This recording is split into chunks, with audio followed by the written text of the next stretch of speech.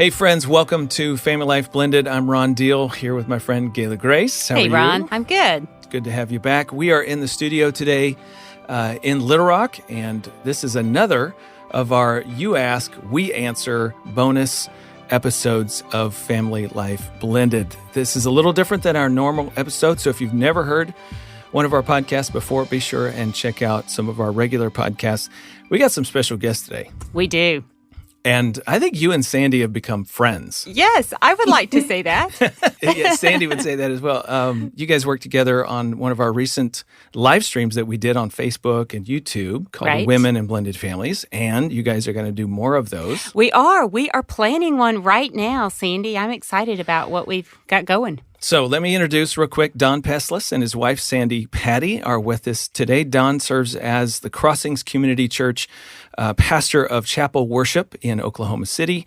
Sandi is, well, I think she sings. The most awarded female vocalist in contemporary gospel music history, as a matter of fact. And she wrote a book about blended family life, their blended family, called Life in the Blender. Together, Don and Sandi have been married for almost 27 years. They've got 8 kiddos between the two of them and 10 and a half grandchildren. Please explain the half. What does that mean? Well, we are so honored to be with you all. Ron, it's always good to be with you. And yes, Gayla, I love that the women, we're getting a chance to have discussions and just, I heard someone say a long time ago that men become better men in the company of other men, other good men, and women become better women in the company of other good women. And so I'm loving that we have the chance to visit with other women in the blended journey. So 10 and a half, yes, 10 and a What half does that mean? grandchildren. Just means Don, we have what's a half grandchild? Yeah, what's a half? 0.5. Well, it might be somewhere between 0.5 and 0.7. It's in process. In process. That would imply in process. Yeah. And we're excited. Of course, it implies it's the greatest thing in the world. We just haven't figured out. If we knew how fun it was, we would have started here first with the grands. Don't know how we could have done don't that. know how we, could do that. But it is an absolute. It is as fun and crazy as you hear. Yes, it is. All absolutely. of it, indeed. I'm trying to imagine that conversation with God. Lord, can we start with grandchildren instead of the other way around? Yeah. Yeah. Yeah. Nope, doesn't work that way. No. But No, it doesn't. No. I'm sure there's a master plan in there somewhere, Yeah. Okay, well, we're doing Q&A, questions that people have submitted to us, and you guys are going to join us in those. Gayla, let's get started. Let's do. All right, here's a good one. Do we still try to orchestrate the visitation schedule after our kids graduate from high school? Would love to hear your input on that. Why don't you get started and Okay. you jump in, I'll add color commentary. So much of what we have to offer and share is strictly personal experience. Everyone's experience is not the same. And everyone's experience has to be attended to with the uniquenesses of each experience. So I just want to say that up front. Context. Our experience, and therefore really flavors our feeling about this, is that once the kids are old enough, and I think graduating high school is definitely in that old enough category, they begin to speak up. Their extracurricular, their involvements tend to dictate their schedule more than whose turn parent-wise. And so I very much lean towards the kids sort of dictating, well, it's going to be easier for me to stay here because my cheer uniform is all together at this house. I think it would be a whole nother set of issues if you're still trying to enforce the visitation rules after high school. But you can see I'm tiptoeing because everybody's situation and conversations between both parents can be a unique thing in itself. What do you think about Well, that? I like the word maybe facilitate as opposed to enforce. Yeah, that's as a good you word. said that. That's a good but word. You know what? They're and I agree, Sandy, that, say for instance, it's a ball game. The events in high school, they're so busy and they're really becoming their own persons and personhood and activities. Those events become kind of, I thought of all hands on deck. Both sets of parents tend to go to those things. So, his time, your time, my time takes on a little bit of a different flavor. I think looking back on our years with the kids at that time, and it becomes, honestly, we found that, and again, this is unusual for us, but sometimes we did things together as a big corporate family. Some of the holidays, Sandy's former husband John would be there at our, or if we had like a, on his wedding. I'm thinking the high school. I'm thinking also the we called them the triplets, but we had 3 graduate from high school at the same time, and that open house was all hands on deck. So again, I think what you said is right. Every situation, but it takes a key phrase or a key concept is working together. Yeah. Which is not always easy. Right. And I just want to add one thought that I feel like as the kids get towards the end of high school, there will be a gravitation perhaps to one location or the other. I think that it's up to the parent who is seeming to get a little more time to make sure the other parent is included.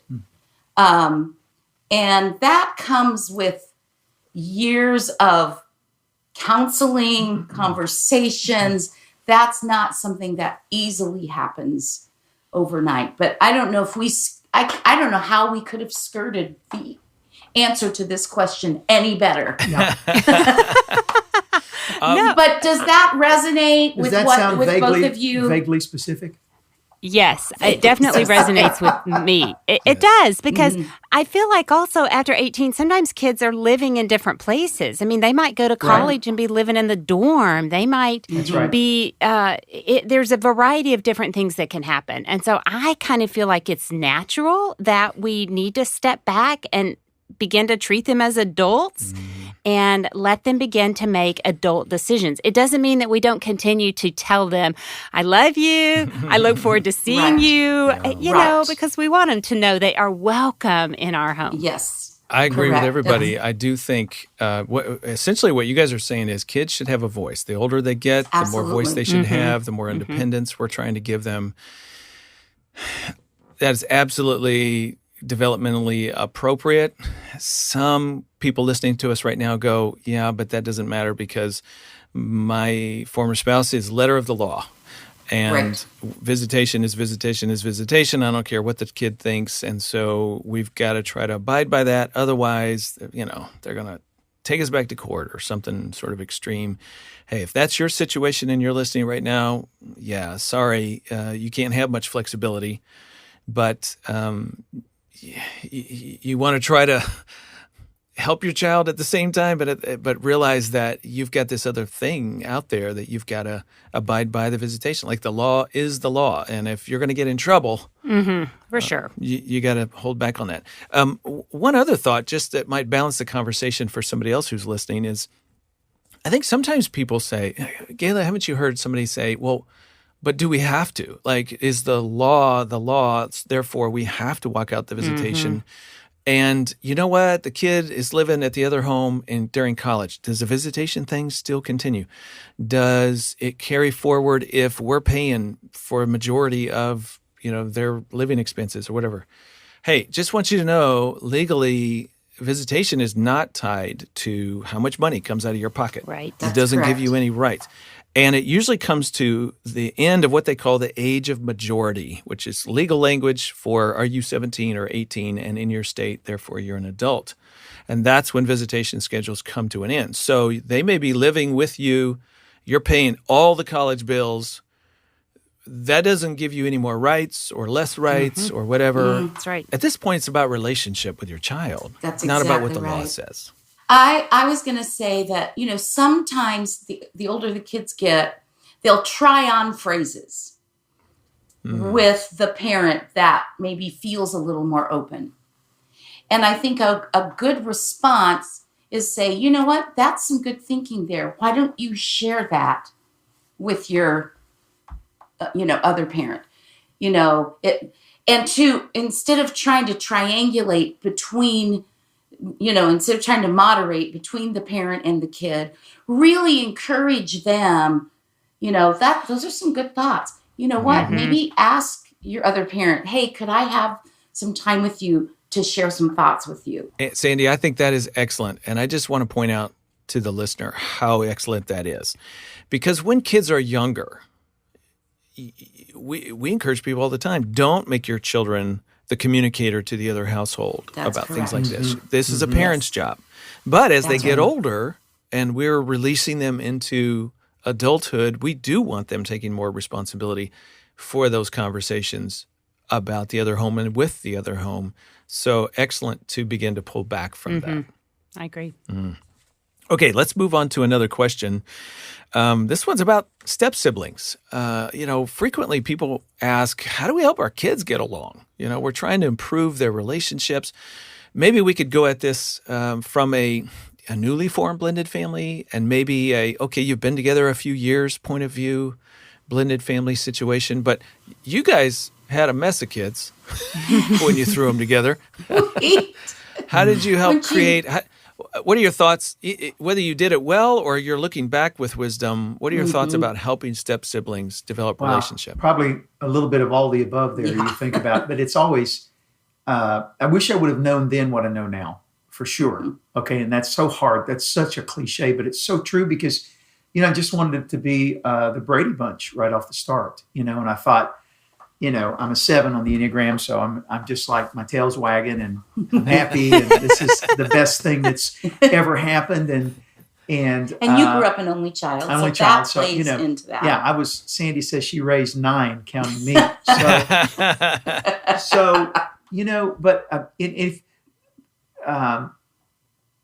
There's so many things, Ron and Gayla, I want to say, but the bullet points, but it'll happen over time. You know what? If you sow good seeds of love and faith, but early on, I think I wish I would have allowed. Here's one thought: I wish I would have allowed. There are growing pains. There's going to be normal growing pains when suddenly our kids were all best friends, but yet now they don't go home back to their other house. They're all together. So I think there are some natural growing pains and some ouching and normalizing. And I wanted so much to be smooth waters that. I think I could have embraced those growing pains more and affirmed all those feelings better looking back, knowing now that, 27 years later, the glue, trust Elmer and the glue is going to work. It really is amazing to see what's happened, how much they really do love each other, how they really communicate weekly and look out after each other. But there are going to be, initial growing pains, and allowing those, acknowledging those feelings. I think Sandy did a much better job of that than I did. Embracing those feelings, and yet we did do some good things. We went through some good counseling with the kids together. We want to talk made about that sure they were all in counseling. One of the things that we did was we sort of said, not as succinctly as I'm going to say it now, but we get that you did not choose this. Right. So you don't have to like each other, but you do have to respect each other and respect each other's space. And because, we're doing this. And so we totally understood that. Like Don was saying, they were best friends, and they're like, wait a sec, we're not ever going home now, so what's the deal? So that was a little bit of a thing. Learning curve. The one thing, do you want to talk about birth order that we wish could get we there. had? Yeah, that's another good one. Yeah, go ahead. Well, and that it hit us later. It's so, and life is so much lived looking forward. And it's so much understood looking back. How about that, huh? That's good. And that is like, okay, but so suddenly, I had 3, she had 4, I had 3, then we adopted number 8 into the mix. But what we didn't know, and so we could even talk about this later when we come together as adult kids. Yeah. Because they try to reconfigure the birth order again. And it's really an unusual phenomenon that happens. Yeah. But we really realized we had 2 number ones. Yes. We had a set of twins that were 2. My middle girl was number 2. 2 babies. We both had 3. 2 babies that suddenly didn't become the babies when we adopted the baby. Right. So, a lot of mix up and turnover there. Well, for kids. Exactly. And we wish we would have known earlier that doesn't mean Don's oldest needed to lose his place as number 1. Right. That we could have 2 firstborns. 2 number ones. And if we want to win the war, we needed to get number 1 Anna and number 1 Donnie together. Yeah. Not that there was a war going on, but if there were ever, there were moments it was when they, us. kind of all came together, it was people lost their place in the birth order. And yes. I wish we could have addressed that. And I'm with sure, the Ron, knowledge we have now. or Gayla, that makes therapeutic sense. You guys have an answer to that, but we experienced it, and maintaining that birth order, to summarize again, is key. In big decisions, and then just in getting in building consensus. Yes, and I think consensus that's in the family. That's a specific, direct answer to the question. Yes, is how do you help the step siblings?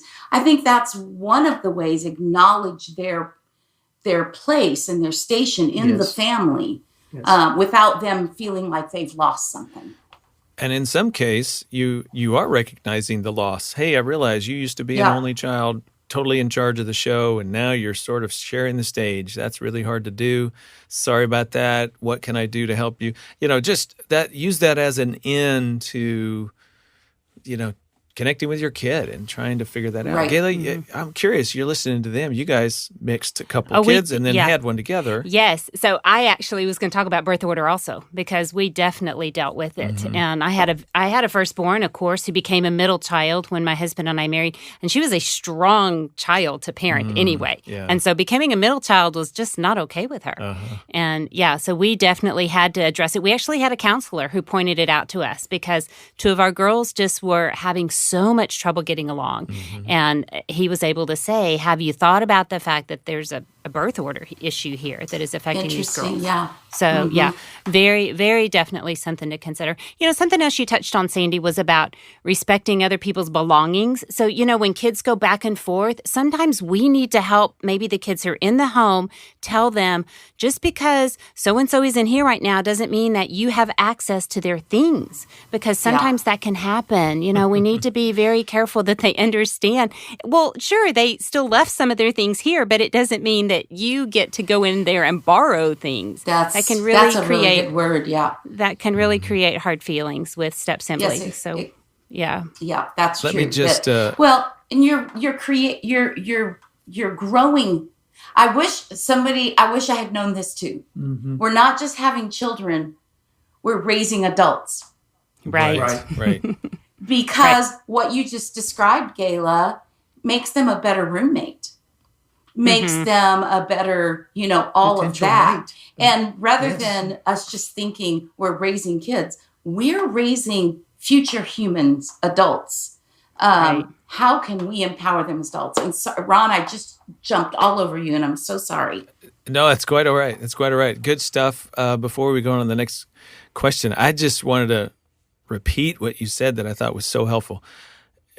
What I heard is we can't make kids like each other, but you can create a climate where it's more likely.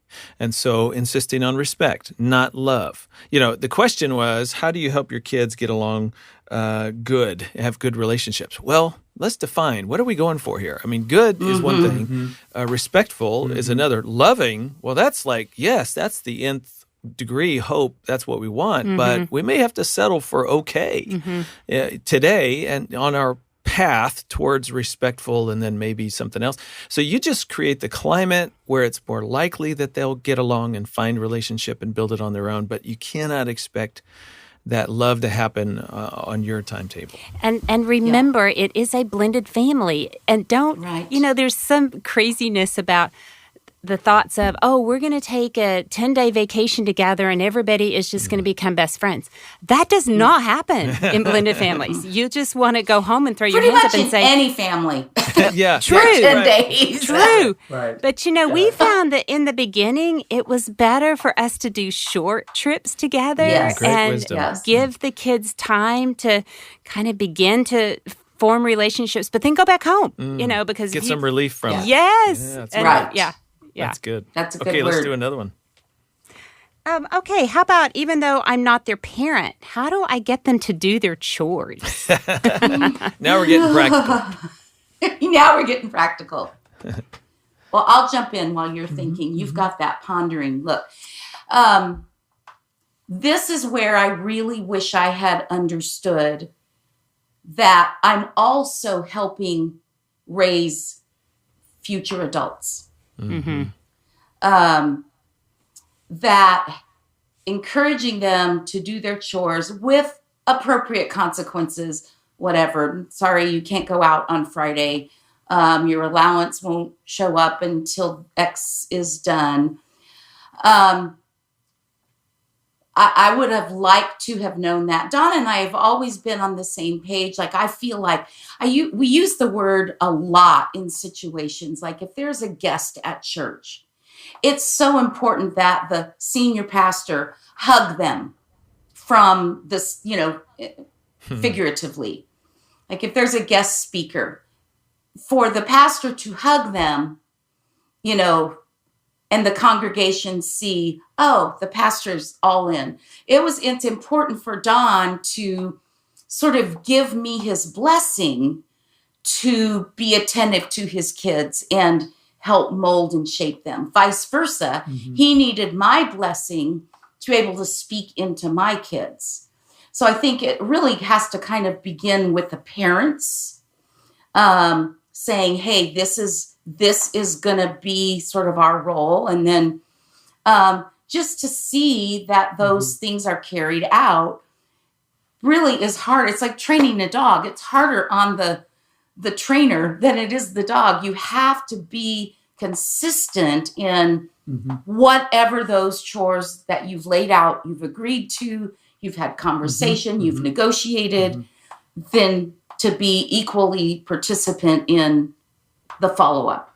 Does that make sense? What would you say? Yeah, Yeah. I'm thinking of several examples. Go ahead. Did you want to go ahead and respond, Gabe? I was just going to say united as a parenting team. I think is what you're saying, Sandy. You want to stay Yes. united as a team. You have Yeah, to. go ahead, Dawn. And I'll say one thing and then a second thing. One example was, in a blended family and rides to school when they were young. We got married, they were 11, 7, 7, 7, 6, 5, 3.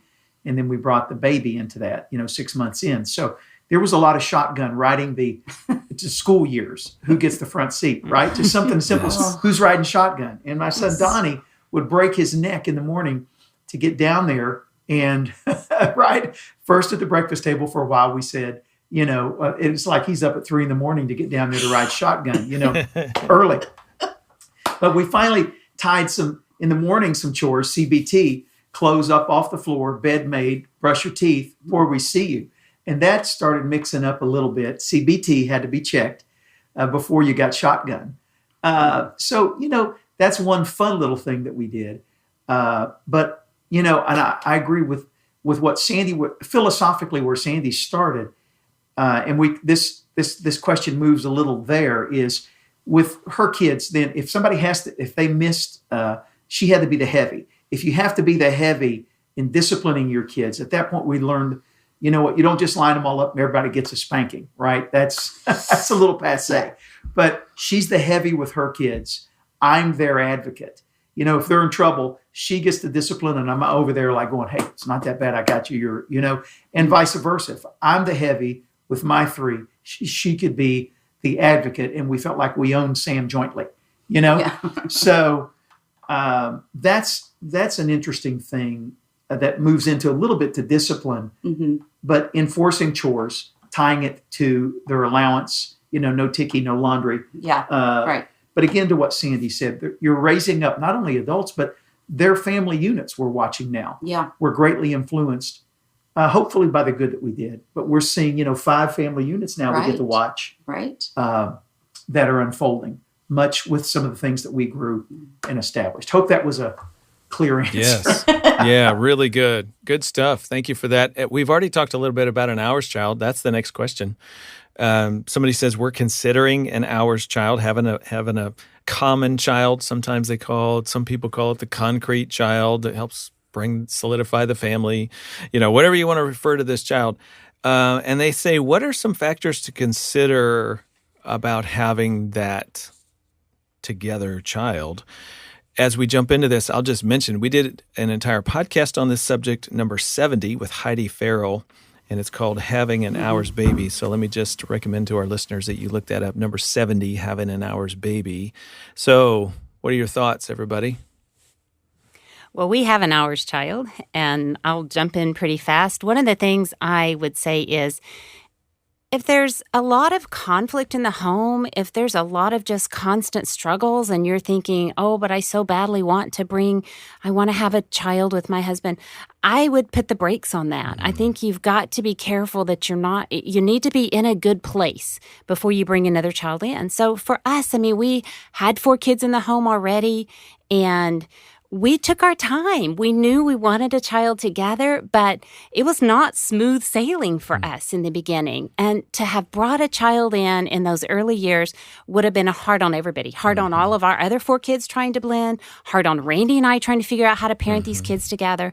And we put the brakes on it, and it was 6 years before we had a child together. And Ron, I wasn't a spring chick. I was 3 months shy of 40 when we had an hours child. Wow. But that's what we felt like needed to happen, and I'm very thankful we did. Now, Don and Sandy, you guys have hours children, but they're adopted hours children. What are your thoughts about that basic principle, though, carrying over? I would think it would be similar even with an adoptive situation. If you're still struggling as a family, you might slow down the adding children. What are your thoughts? Yeah, I would agree with everything, although that's not what we did. I completely agree with kind of establishing a new normal. And Don and I actually, I want to try to tell this story as quickly as possible. Succinctly, yes. But Don and I had actually talked about, adding another one to already 7 under 11. And I just say, you know what, forget it. And I didn't want to I had 4 kids. I was done actually bearing, but Don was adopted. So the piece of adoption played a big role. And we'd even talk about, we'd name him Sam. That was Don's adoptive father's name. And then we'd put it on the back burner and say, forget it. And then we'd talk about it, and the kids just were terrible. And then we'd say, what are we crazy? And put it on the back burner. And finally, one day, I just sort of flippantly said to God, God, if you want something to happen, you're just going to have to drop a baby in our lap. And just really left it there. Well, we had been married only 6 months. And I got a call on a Saturday morning from a physician friend of mine. She delivers babies every day. We've had this baby that was born. The people that were going to adopt him, it fell through at the last minute. If the baby's not placed in a home in 24 hours, he's got to go into the foster care system. You don't know of anybody, do you, looking to adopt? And all of a sudden I'm thinking, so I did pray that prayer, but everything on the page made no sense. We'd been married 6 months, but is this God? So we waited 24 hours to see if another family came forward. I could not, Don, knowing he was adopted, it was very hard for me to think of knowing a child could have a home and then was going into the foster care system. I just could not do that. And so we prayed, we said, God, we need a burning bush. We need a smack you in the face burning bush. We were able to go to the hospital where the baby was, and they wheeled him in, and they had already written a name above his little head in that crib. Rainbow. And with a rainbow, and they had already named him Sam, which was the name that we had chosen. And we're like, okay, God, we asked you not to be subtle. Thank you for not being subtle. And we met him He was born on a Thursday. We met him on a Sunday, and we brought him home on a Monday. So that is a very unique story for us. Let me just say to the listener, it was very obvious.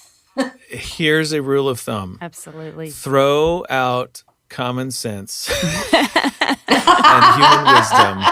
When God does something like that, just chuck it. Yeah. And follow in faith, because that's, that is burning bush type stuff. Yes. So it's fine that you say, well, that's not what we did. But I think for most people, because really, the point is that's what faith is. We walk with God, we listen, we try to follow as best we can. Right. For most people, the wisdom is, look, if things are already stressful, adding a child, whether it's biological or otherwise, it's going to add a little more stress. You might want to slow that down a little bit. Wait till things smooth out for your family. And I could tell you that's the research wisdom that has been collected over the years about children being added to blended families.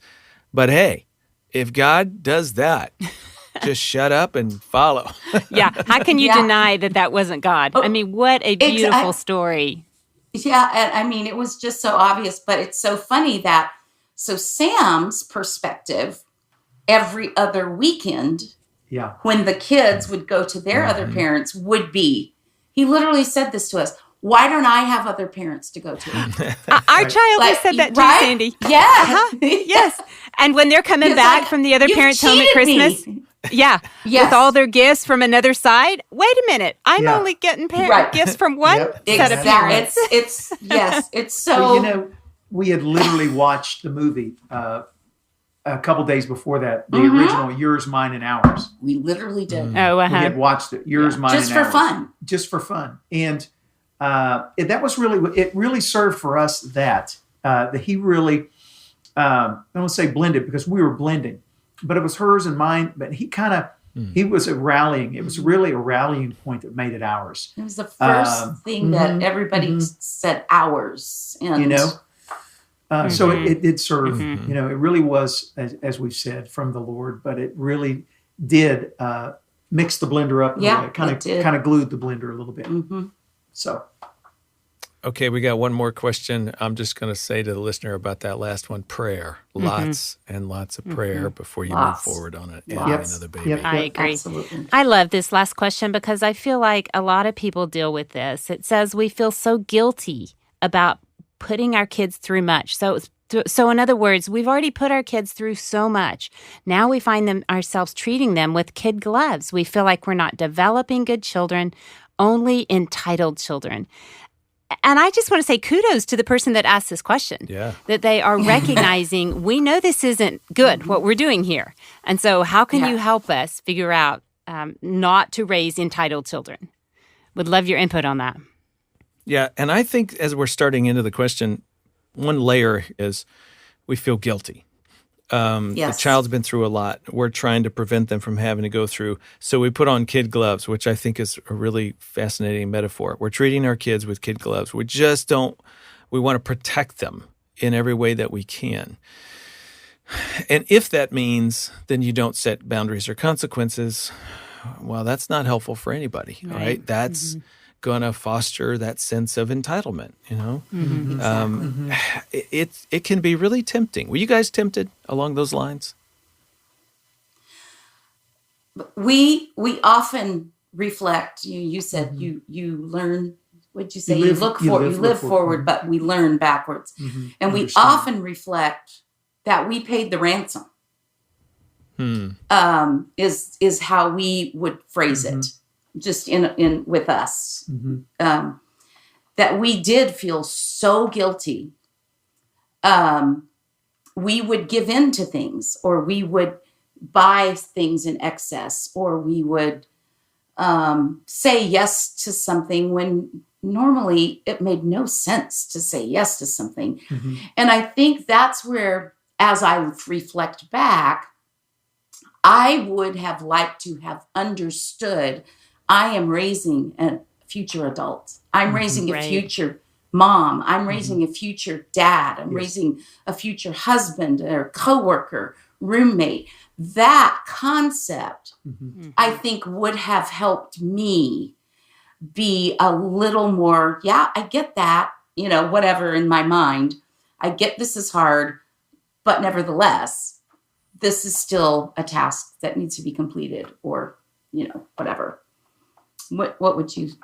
I would agree. I think that you one of the things applicable that we did, and I think we really wanted to give the kids voice, though. Sandy would always say roots and wings. And we wanted to help them find their voice. And one of the voices in a blended family is that of the previous, Sandy, we always said this, that it comes out of every blended family can be born out of loss. Yeah. Some sort of loss. It is born out of loss. And Ron adds, and into ambiguity. And that can be a loud voice. That can be one of the voices at the table. But what we tried to do were family meetings with regularity, with a talking stick. You can imagine, even with dinners, I miss those nights when you just sat and listened like a ping pong ball, the conversation back and forth. But the family meetings where the kids we'd give them opportunity to share, the good. One of the things we did at dinner was high-low. And, dinners became a really special time for us, a focused time that we could come together no matter how busy we were. And family meetings were another one of those applicable, practical, tangible ways that the kids could have voice. We could air out our differences. We could air out concerns. We'd respect each other by giving them the opportunity to finish and listen. Yeah. But you know what?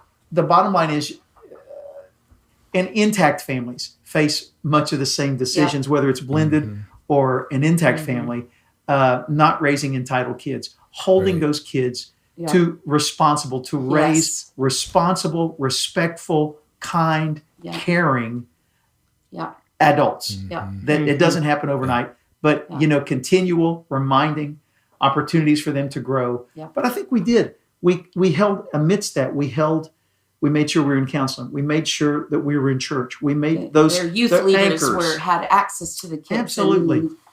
It wasn't just us. No, we needed took more a village. It took. That's exactly right. But I think that is a loud voice that has to be acknowledged, Ron and Gayla, the voice, whether of the past, of what helped create the blended family, and address together as you move along. Otherwise, not to be held hostage by not it, to be held hostage by our guilt, but to raise good future adults. Yes. And I wish I had known that. More so. Both of us. So good.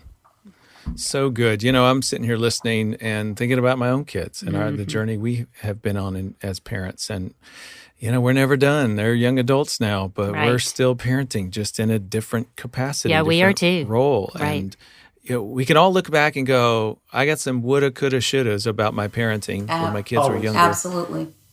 And we did the best we could, and it's all about trusting them to the Lord anyway and trying to walk with Him. And so, somebody may be waking up right now just listening to Don and Sandy and us talk, thinking, I do need to start setting some more boundaries and some limits. And those are scary moments. They are scary moments, but it's never too late. That's right.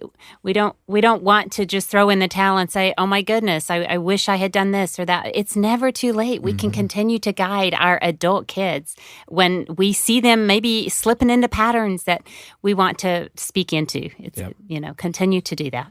And pray again. And pray. Lots and lots of prayer. Lots of prayer. And let me just add one last thought. One phrase that has helped me, and this came from a funeral that I heard, I was at a number of years ago, and the son was talking about his mother's regrets. And his mother is the one who passed. And he said she got to the point where she could say, I did the best I could with the information I had in the season in which I found myself. And that has been really shifting in a good way for me, to be able to look back and did the best I could with the information that I had in the season in which I found myself. And that has to be enough. That's good. I can't help, the little therapist in me's got to throw in one more little comment. For all of us, looking back at how we were parented and the good things our parents did and the things not so great that they did, the same is true for them. They did the best they could with the information they had. with the heart towards the purpose that and at some level, it's really helpful to embrace that, to accept that that's the truth about them. And maybe that helps you put to rest and find some peace around some things that haven't been great in your relationship with your parent, perhaps. This has been really good, Gayla. Thanks. Lots of great stuff. Thanks for being here. Don and Sandy, really appreciate you joining us again on the Family Life Blended podcast. Thanks for being here. Always love it so much. To the listener, if you want to know more about their story, episode number 27, it's called Beyond Broken, really lays out a lot of details about their family journey. And let me just say, listener, thanks for being with us. This has been a bonus episode. If you're not subscribed to Family Life Blended podcast, you can certainly do that anywhere on your favorite podcast app.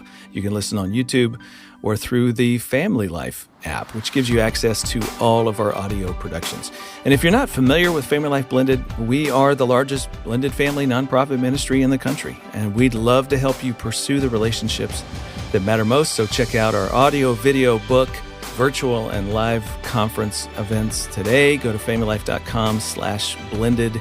Again, familylife.com/blended. For Gayla Grace, I'm Ron Deal. Thanks for being with us.